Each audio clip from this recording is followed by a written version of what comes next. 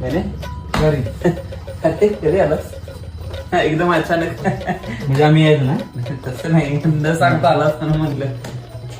काय सांगू काय काय झालं काय सांगू माझी लव्ह स्टोरी. Love story. मग काय झालं. लग्न झालं रे.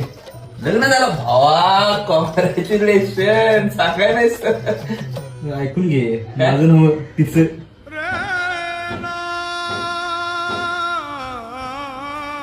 काय झालं काय. तिने सांगितलं रे आमच्या दोघांबद्दल घरात.